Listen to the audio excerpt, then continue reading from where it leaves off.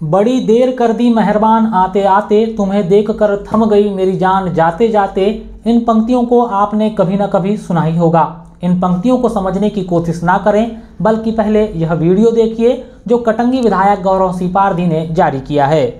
मेरा सभी किसान भाइयों से निवेदन है कि हम सब किसान हैं और हम सब की इच्छाएं अपेक्षाएं हैं। 3100 धान के बोनस को लेके सबसे पहले मेरे द्वारा ही विधानसभा में ये विषय रख दिया गया है। आप सब ने मुझे भोपाल विधानसभा भेजा और मैंने सदन के पटल पे ये विषय रख दिया है। आप सब ने अगर वो वीडियो नहीं देखा होगा तो मैं पुनः जारी करूंगा। मेरा आपसे यही निवेदन है कि जो किसान अपना धान देना चाह रहे हैं, कृपया करके उनको ना रोकें। हम व्यापारियों का साथ दे रहे हैं, हमारे किसान भाइयों का हम नुकसान कर रहे हैं। कल को अगर बोनस डिक्लेयर होगा तो उन्हीं को मिलेगा जिनका धान जो है सोसाइटी में गया हुआ रहेगा, और नहीं तो भी एक बहुत बड़ा हम नुकसान कर रहे हैं अपने किसान भाइयों का। तो मेरा सभी से निवेदन है कि हमारे किसान भाइयों का हम धान सोसाइटी में जाने से ना रोकें। आप सब जानते हैं कि इस बार कटंगी में जो खरीदी होनी थी वो कैप में होने का निर्धारित हो गया था। बहुत मेहनत करके माननीय मुख्यमंत्री जी के आशीर्वाद से ही ये संभव हुआ है कि नए खरीदी केंद्र, जो पुराने खरीदी केंद्र थे, वो पुनः स्थापित हो रहे हैं एक एक करके। मेरा आप सबसे निवेदन है कि बहुत मेहनत करके हमने इन खरीदी केंद्रों को पुनः चालू करवाया है। आप सब सहयोग करें, किसान भाइयों को सोसाइटी में धान जाने दें और पुनः निश्चित तौर पे समझिए हम सब लगातार प्रयास करते रहेंगे कि हमारी धान से की जो रेट को लेके जो भी प्रयास है वो लगातार जारी रहेंगे। लगातार हम सब सरकार से, शासन से संपर्क में हैं और आखिरी तक हमारा प्रयास रहेगा। आप सबके बीच में आपका अपना भाई, छोटा भाई। जय बलराम। किसानों के धरना प्रदर्शन के 5वें दिन विधायक ने यह वीडियो संदेश जारी किया है। जब गुरुवार को चिकमारा केप में गुस्साए किसानों ने बैठक के दौरान विधायक आवास का घेराव करने की पेशकश संगठन के सामने की थी, लेकिन संगठन ने इससे साफ इनकार कर दिया था। बहरहाल किसानों के धरना प्रदर्शन के 5वें दिन शुक्रवार को राष्ट्रीय किसान मजदूर महासंघ के आह्वान पर बड़ी संख्या में क्षेत्र भर के किसानों ने तहसील मुख्यालय पहुंचकर एसडीएम कार्यालय के सामने आधे घंटे तक बैठकर धरना दिया और सरकार विरोधी जमकर नारेबाजी की। वहीं एसडीएम मधुवंतराव धुर्वे को मुख्यमंत्री डॉक्टर मोहन यादव के नाम 3 सूत्री मांगों को लेकर ज्ञापन सौंपा।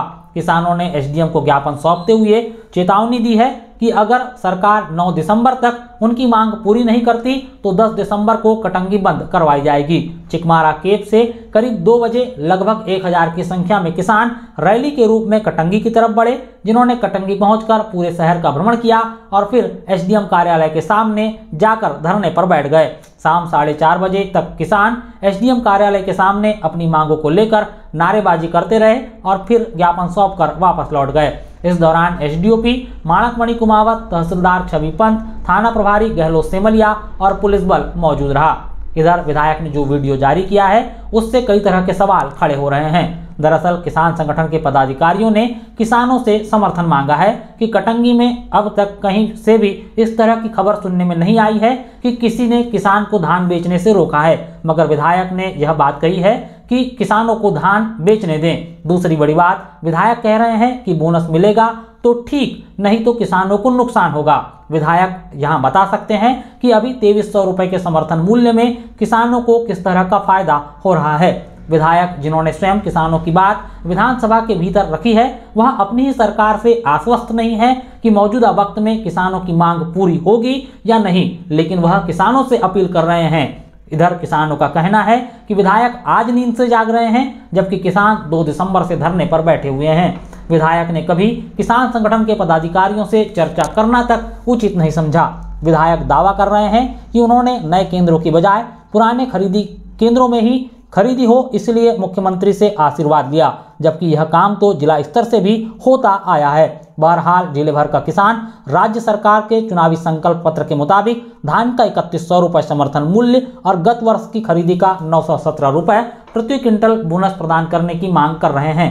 राष्ट्रीय किसान मजदूर महासंघ और किसान गर्जना के आह्वान पर 2 दिसंबर से किसानों का धरना प्रदर्शन जारी है। किसानों का कहना है कि विधानसभा चुनाव के दौरान भाजपा ने अपने संकल्प पत्र में किसानों से धान का 3100 रुपये समर्थन मूल्य देने का वादा किया था। वहीं लोकसभा चुनाव के दौरान मुख्यमंत्री ने बालाघाट जिले के उकवा में चुनावी सभा में फिर इसी बात को दोहराया था।